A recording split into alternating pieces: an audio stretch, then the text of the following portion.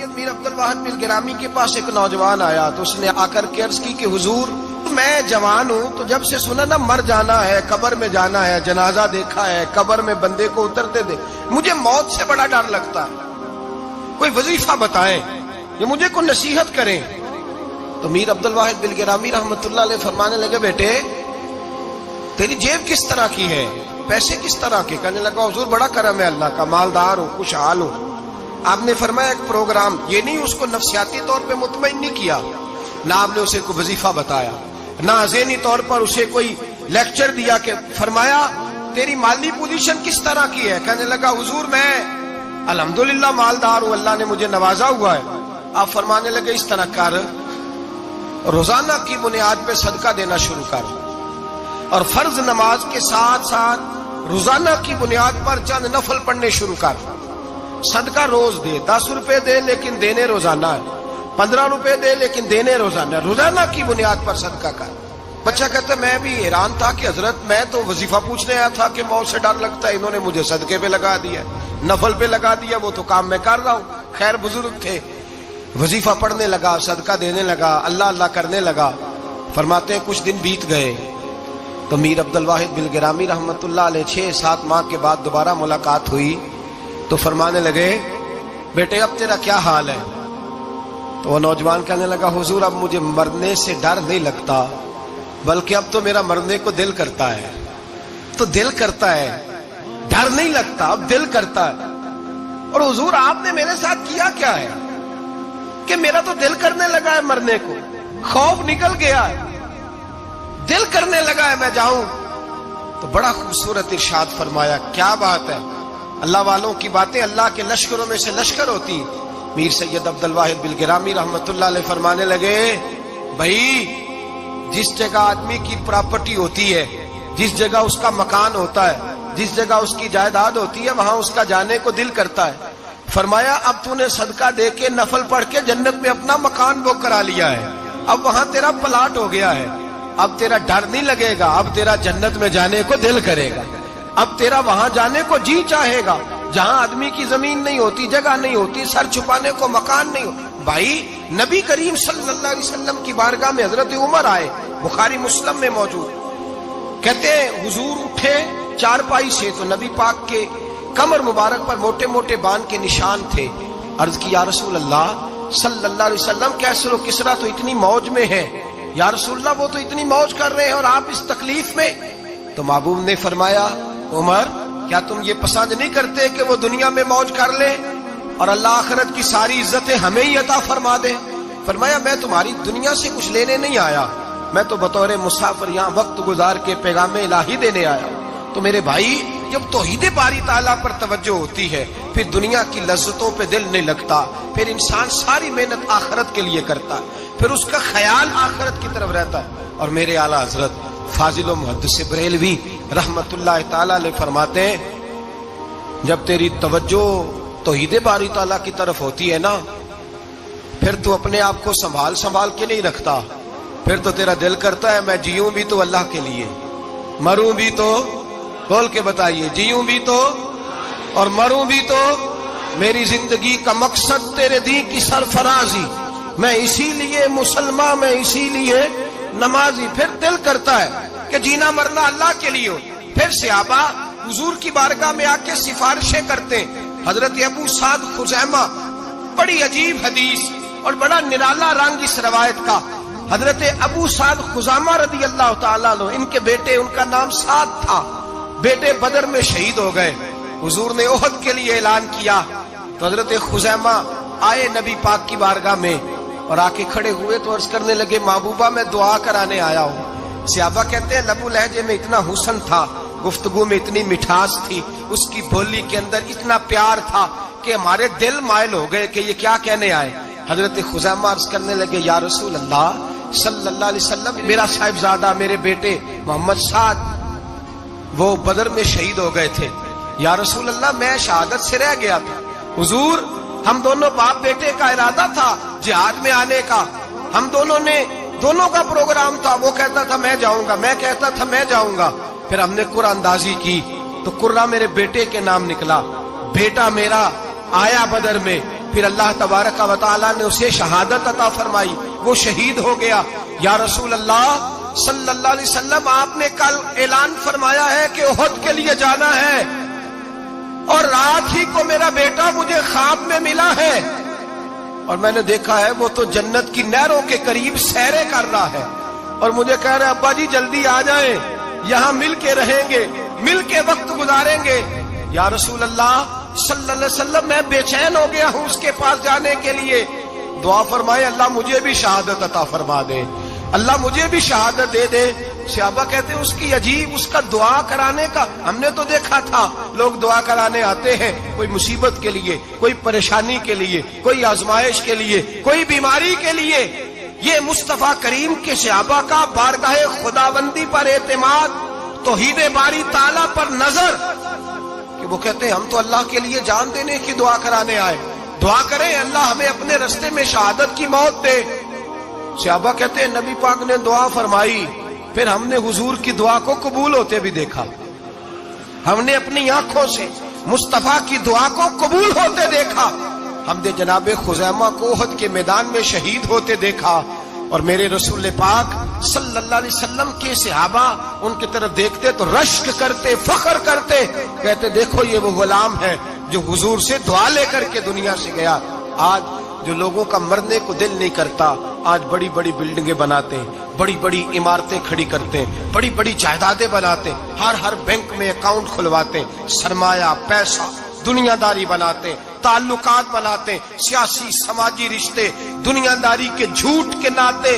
توحید باری تعالیٰ پر جب اعتماد ہوتا ہے تو انسان جس رشتے کو مضبوط کرنا چاہتا ہے وہ یا خدا کا رشتہ ہوتا ہے یا محمد مصطفیٰ کا رشتہ ہوتا ہے، باقی تو پھر اس کی توجہ ہٹ جاتی ہے توجہ، پھر وہ یہ دیکھتا ہے کہ خدا رسول کے ساتھ رشتہ کس طرح مضبوط ہو سکتا ہے۔ میرے بھائی، توحید باری تعالیٰ اللہ کے راستے میں مرنے کا جذبہ دیتی ہے، راہ الہی میں نکلنے کا شوق پیدا کرتی ہے۔ اللہ تبارک و تعالیٰ کی توحید جب تو کامل طور پر مانتا ہے پھر تیرا آگے بڑھنے کو دل کرتا ہے۔ حضرت سیدنا انس بن مالک رضی اللہ تعالیٰ عنہ فرماتے ہیں، الترغیب والترہیب میں حدیث مبارکہ موجود ہے، فرماتے ہیں احد کے میدان میں یا اس کے علاوہ کوئی ایسا موقع تھا کہ ایک صحابی حضور کی بارگاہ میں آئے، عرض کرنے لگے یا رسول اللہ صلی اللہ علیہ وسلم، ایک تو میں غریب ہوں، دوسرا میری شکل صورت خوبصورت نہیں، تیسرا میرے وجود سے بدبو نکلتی ہے، کوئی میرے قریب نہیں بیٹھتا،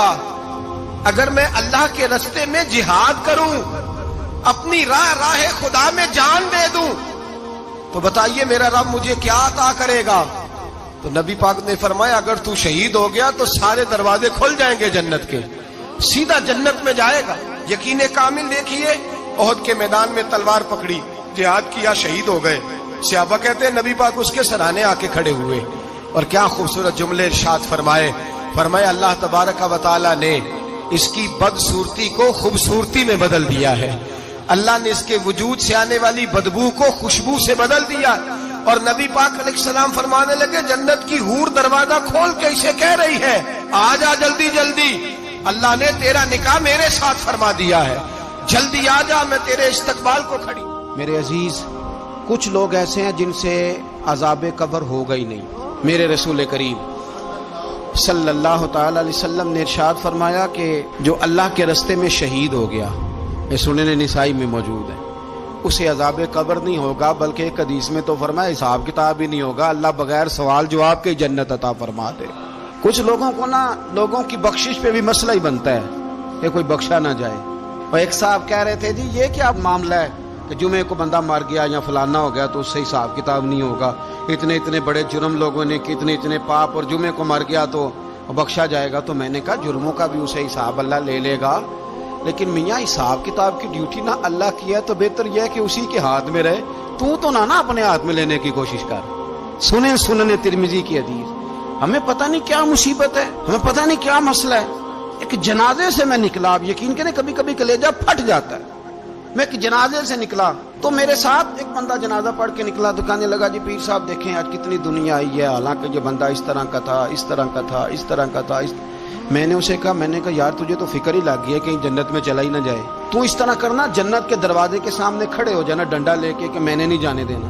شرم آنی چاہیے ہمیں. اللہ فرماتے ہیں جنت اتنی چوڑی ہے جتنے زمین و آسمان, اس کی چوڑائی زمین اور آسمان کے برابر ہے. تو ہم تو اپنے علاوہ کسی کو جانے نہیں دینا چاہتے جنت میں. اور بس کریں, جنت خدا کا فضل ہے. اور اللہ فرماتے ہیں میرا فضل میں جسے چاہتا ہوں عطا کرتا ہوں. یہ سنن ترمذی کی حدیث, اور اس کے راوی حضرت عبداللہ ابن عمر رضی اللہ تعالیٰ عنہ. نبی پاک علیہ السلام نے فرمایا جو مسلمان جمعے کے دن یا جمعے کی رات کو فوت ہو اس کو اللہ تعالیٰ قبر کی آزمائش سے محفوظ رکھتا ہے. جو جمعے کی رات فوت ہو جائے یا جمعے والے, یعنی جمعے رات اور جمعے کی درمیانی رات چلا جائے یا جمعے والے, تو اللہ اسے عذاب قبر سے. تو میرے عزیز, جو بندہ شہید ہو اس سے عذاب قبر نہیں ہوتا. جو آدمی جمعے کے دن یا جمعے کی رات چلا جائے اسے بھی عذاب قبر نہیں ہوتا. اور میرے رسول کریم صلی اللہ تعالی علیہ وسلم نے فرمایا جو بندہ ایک دن اور ایک رات, یہ حدیث صحیح مسلم میں, سنن ترمذی میں, مصنف عبد الرزاق میں موجود ہے, ایک دن اور ایک رات اللہ کی رضا کے لیے اسلامی سرحد پہ پہرا دے. میں اور آپ سوئے ہوئے ہیں, لیکن وہ لوگ جو فوجی بارڈروں پہ کھڑے ہیں, دیکھو مدینے والے محبوب کس کس پہ کرم فرماتے ہیں. ساری عمر نہیں, 24-25 سال کی سروس نہیں, فرمایا ایک دن اور ایک رات اللہ کی رضا کے لیے جو اسلامی سرحد پر پہرا دے, مسلمانوں کو کافروں سے بچائے, رب اسے عذاب قبر نہیں دے گا, اسے اللہ تعالیٰ اپنے فضل سے معاف فرما دے گا. ایک رات اور ایک. آپ کیا سمجھتے ہیں کہ ان فوجیوں کی کوئی چھوٹی شان ہے, ان کا کوئی چھوٹا مرتبہ ہے؟ ایک دن اور ایک رات اگر یہ پہرا دیں تو اللہ انہیں اتنا انعام عطا کرتا ہے. اسی طرح سن لو, یہ ذرا غور سے سننا, ابن ماجہ کی حدیث, اور اس کے علاوہ مسند ابو یعلا میں موجود حدیث کے راوی حضرت ابو ہریرہ رضی اللہ تعالی عنہ, حضور صلی اللہ تعالی علیہ وسلم نے فرمایا جو شخص بیماری سے فوت ہوا, قربان جاؤں میرے محبوب نے بیماری کا نام ہی نہیں لیا, فرمایا کوئی بھی بیماری ہو, فرمایا جو آدمی بیماری سے فوت ہوا اللہ اسے شہادت کی موت عطا فرمائے گا, اور وہ عذاب قبر سے اور قبر کے امتحان سے بھی محفوظ رہے گا. اور حضور فرماتے ہیں اس کو صبح اور شام جنت کے باغوں میں سے رزق دیا جائے گا.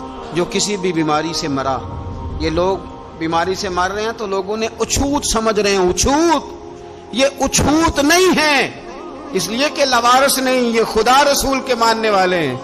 تم انہیں اچھوت کہہ رہے ہو اور مدینے والے رسول انہیں شہید فرما رہے ہیں.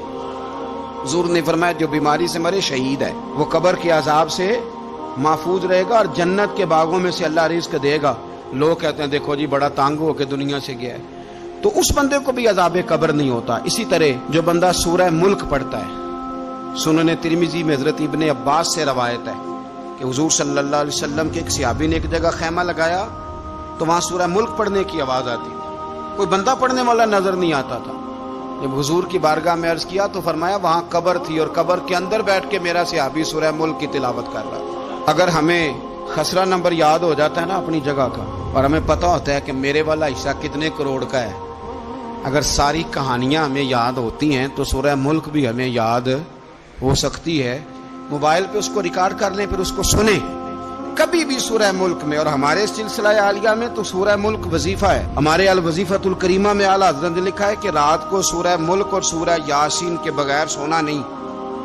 سورہ ملک اتنی شاندار سورت ہے کہ نبی پاک صلی اللہ علیہ وسلم نے فرمایا یہ قیامت کے دن اللہ کی بارگاہ میں ناز سے جھگڑا کرے گی اور کہے گی اے اللہ یہاں تو میرے پڑھنے والے کو جنت عطا فرما یا مجھے قرآن پاک سے علیحدہ کر دے. تو رب کریم پھر اپنے فضل سے پڑھنے والے کو جنت عطا کرے گی. میری اپیل ہے ہر اس شخص سے جو کسی بھی مشکل کا شکار ہے, کسی بھی آزمائش کا شکار ہے, کسی بھی ذہنی پریشانی کا شکار, وہ کسی بھی قسم کے دباؤ کا شکار ہے, کسی الجھن کا شکار ہے, کسی تکلیف میں ہے, کسی درد میں ہے, فقر میں ہے, آزمائش میں ہے, قرض میں ہے, بیماری میں ہے, پریشانی میں ہے, وہ اپنے رب کی بارگاہ میں استغفار پڑھے. استغفر اللہ ربی من کل ذنب واتوب الیہ کثرت کرے, نہیں تو استغفر اللہ استغفر اللہ استغفر اللہ کثرت سے پڑھے. کسی بھی صورت میں اپنے مالک کے حضور استغفار کرتا رہے, کرم ہوتا رہے گا, رحمت ہوتی رہے گی, بخشش ملتی رہے گی, اللہ درگزر فرمائیں گے۔ حضرت امام حسن سے آ کے وظیفہ پوچھا، اس شخص نے کہا حضور اولاد کوئی نہیں تو وظیفہ بتائے، تو آپ نے فرمایا استغفار پڑھا کر، کیا کر؟ اس نے کہا ٹھیک ہے۔ تو حضور پھر میں دوبارہ کعبہ ہوں، تو امام حسن کہنے لگے بے اولاد ہے نا تو، استغفار کا وظیفہ بتایا نا؟ کہا ہاں۔ فرمانے لگے اب اس وقت آنا جب اللہ تجھے 10 بیٹے عطا کرے گا۔ کتنے؟ 2 4 نہیں، 10 ہی کہہ دیے۔ تو حضرت امیر معاویہ رضی اللہ تعالیٰ دیکھا، کہنے لگے حسن اتنا بڑا دعویٰ؟ آپ فرمانے لگے میں نے کہہ دیا نا تو اللہ فضل کرے گا، ہاں ہاں اللہ خیر کرے گا، خیر ہو جائے گی۔ وہ شخص کئی سالوں کے بعد آیا، کئی سالوں کے بعد، تو حضرت امیر معاویہ کو بھی ساتھ لایا، کہنے لگا حضور اللہ کے فضل سے اللہ نے 10 بیٹے عطا فرمائے، پورے 10 ہی اللہ نے دیے۔ تو حضرت امیر معاویہ کہنے لگے جناب بات تو آپ کی سچی ہو گئی، پر مجھے بھی بتائیے وظیفہ کہاں سے لیا؟ فرمانے لگے قرآن پاک سے، سورہ نوح کی 10 11 12 آیت پڑھو۔ اللہ فرماتے ہیں تم استغفار پڑھو، میں تمہاری بیٹوں سے بھی مدد کروں گا، مالوں سے بھی مدد کروں گا۔ تو میں نے استغفار بتائی تھی، اور قرآن میرے اللہ کا ہے، رب کا وعدہ جھوٹا ہو سکتا؟ فرمایا 10 بیٹے ملنے تھے، میں نے کہہ جو دیا تھا۔ وہ میرے بھائیوں یاد رکھیں، استغفار اللہ کی رحمت نازل کرتا ہے۔ ایک ہوتا ہے خوف، ایک ہوتی ہے خشیت۔ خوف والے لوگ توبہ کرتے ہیں، خشیت والے استغفار کرتے ہیں۔ ایک ہوتا ہے خوف، ایک ہوتی ہے خشیت والے استغفار کرتے ہیں۔ نبی کریم علیہ السلام نے فرمایا میں دن میں 100 مرتبہ استغفار کرتا ہوں، دن میں۔ توبہ والا کہتا ہے کہ میں بھول گیا تھا، مجھے معافی مل جائے، اور خشیت والا کہتا ہے میرا یار ناراض نہ ہو جائے، وہ استغفار ہی کرتا رہتا ہے، وہ معافی مانگ۔ حضرت رومی نے مثال دی ہے، فرماتے ایک عورت تھی تو بھیک مانگا کرتی تھی، ایک دن بادشاہ کے دروازے پہ بھیک مانگنے گئی تو بادشاہ کو پسند آ گئی، اس نے نکاح کر لیا۔ 20 کنیزائیں اس بی بی کے پاس تھی خدمت کرنے کے لیے، روٹی دینے کے لیے، کپڑا دینے کے لیے، لیکن وہ ہر وقت روتی رہتی تھی، ہر وقت روتی۔ ایک سمجھدار کنیز کہنے لگی کہ ملکہ اب تیرا درجہ بہت بڑا ہے، تو ہر وقت روتی رہتی ہے، معافیاں ہی مانگتی رہتی ہے ہر وقت، کون سی ایسی نعمت ہے جو تیرے پاس نہیں؟ تو وہ کہنے لگی اس لیے تو روتی ہوں۔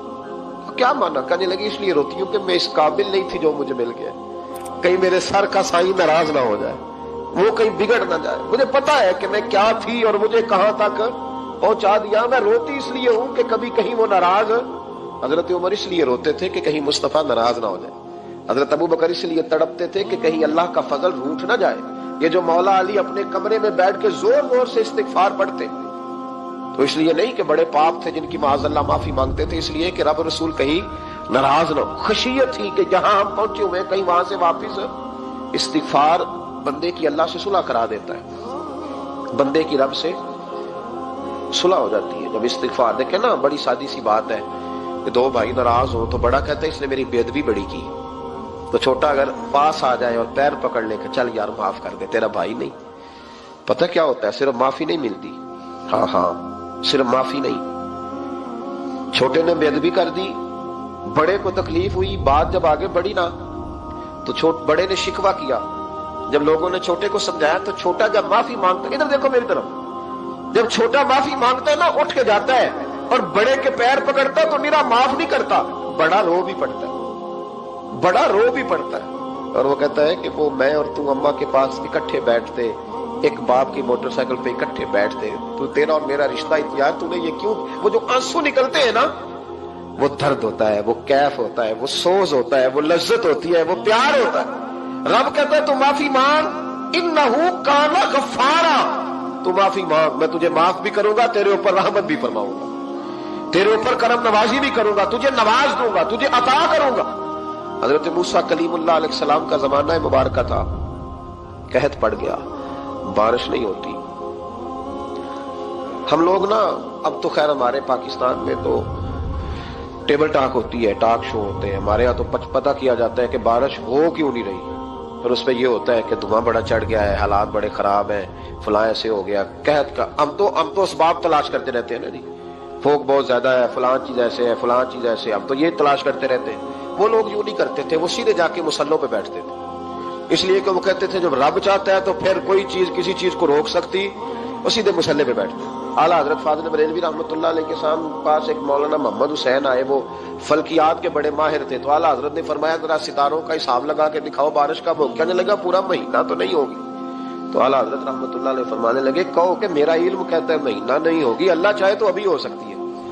کہنے لگا جی وہ تو ٹھیک ہے پر میرا علم، وہ جیسے روز لوگوں نے پیر نیٹ ٹو شہنشاہ صاحب نہیں کھولے ہوتے کہ بارش کب آئے گی، اور اس کی طرف نہ دیکھ، مصلے پہ بیٹھ، مہربانی کر مصلے پہ بیٹھ، اللہ کی بارگاہ میں حاضر ہو، اس سے معافی مانگ، اسے منا تاکہ وہ رحمت کی بارش۔ کہنے لگا جی میرا علم کہتا ہے۔ تو اعلیٰ حضرت فرمانے لگے پھر وہی بات، تو کہہ اللہ چاہے تو بارش ابھی، لیکن یہ جو اڑ گئے ہیں نا بیچارے، یہ اڑ ہی گئے ہیں، یہ جہاں الجھ گئے ہیں وہاں یہ لوگ الجھ گئے، اللہ ہمیں الجھنے سے محفوظ فرمائے۔ تو اعلیٰ حضرت اٹھے تو فرمایا ٹائم کیا ہوا ہے گھڑی پہ؟ کہنے لگا جی 12۔ تو اعلیٰ حضرت نے گھڑی گھمائی، اب کیا بج گیا؟ کہنے لگا 4 بج گئے۔ فرمانے لگے بج گئے نا 4؟ کہنے لگا جی آپ نے گھڑی گھما جو دی ہے۔ فرمانے لگے اللہ بھی جب چاہے تو ستارے گھما دیتا ہے، اللہ بھی ستارے گھما دیتا ہے بارش۔ کہنے لگا جی وہ تو ٹھیک ہے پر مہینہ نہیں ہو سکتی۔ اڑا ہوا بندہ، اس کا کوئی علاج ہے جو اڑ جو جائے، اس کے لیے قرآن کہتا ہے وَإِذَا خَاطَبَهُمُ الْجَاهِلُونَ قَالُوا سَلَامًا، اسے سلوٹ کرو دور سے، اسے کو تو جان اور تیرا۔ کہنے لگا جی ہو نہیں سکتی پورا مہینہ۔ فرمانے لگے یار تو جا اپنا کام کر۔ وہ شخص کہتا ہے میں نے دروازہ کھولا اعلیٰ حضرت کا، کمرے سے باہر نکلا تو تیز بارش ہو رہی، واپس آیا تو میں نے کہا احمد رضا یہ عقیدہ کہاں سے لیا ہے؟ فرمایا دروازہ مصطفیٰ سے لیا ہے صلی اللہ علیہ وسلم۔ تو یاد رکھیں کہ اللہ کو منانا چاہیے، استغفار کرنا چاہیے۔ پھر غور کر لیں اس بات پر کہ وہ کتنا عظمت اور رفت والا شخص ہے جس کی اللہ کی نظر میں عزت ہے، جو اللہ کے ہاں قابل اکرام ہے، مالک کے ہاں۔ عزت، تعظیم اور توقیر یہ مسلمان کا خوبصورت عمل ہے، ان سے ایک اچھا اور خوبصورت معاشرہ جنم لیتا ہے۔ لیکن اگر بڑوں کو تکلیف دی جائے، بزرگوں کی بے ادبی کی جائے، معاشرے میں بگاڑ بھی پیدا ہوتا ہے اور بدصورتی بھی پیدا ہوتی ہے، بدصورتی پیدا ہوتی ہے، بدبو پھیلتی ہے، اس سے معاشرے کا حسن مان پڑتا ہے۔ بڑوں کو تکلیف نہ دے، آزمائش میں مبتلا نہ کرے۔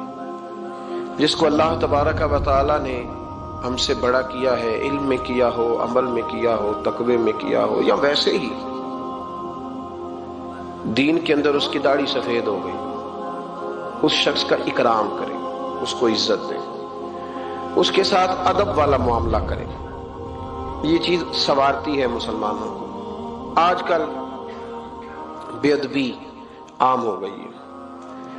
معاشرے میں زیادہ پاورفل وہ لوگ ہیں جن کی زبانیں زیادہ لمبی ہیں، جو عزتیں زیادہ اتارتے ہیں، لوگ ان سے زیادہ ڈرتے ہیں۔ اپنے آپ کو ان لوگوں نے بڑا پاورفل سمجھنا شروع کر لیا، بلکہ بدتمیزوں کی ایک اچھی ٹیم تیار کر لی جائے تو انسان بہت بڑا اونچا عہدہ بھی حاصل کر سکتا ہے، معاذ اللہ تعالی۔ یہ رواج اچھا نہیں، یہ انداز درست نہیں ہے، یہ طریقہ کار، یہ خوبصورت لوگوں کا طریقہ نہیں، یہ حسین معاشروں کا یہ انداز نہیں ہے۔ یعنی قومی سطح کے لوگ جو دنیا کے اندر کسی ملک کی نمائندگی کریں، وہی اگر ایک پریس کانفرنس اور گھنٹے کے بعد دوسری پریس کانفرنس، فلانے نے کیا وار تو دوسرے نے دیا جواب، تو یہ انداز مہذب قوموں کا نہیں ہوتا، اس سے امیج خراب ہوتا ہے۔ یہی انداز اب ہمارے گھروں میں چلتا ہے، کسی کی ایک بات پر جب تک سامنے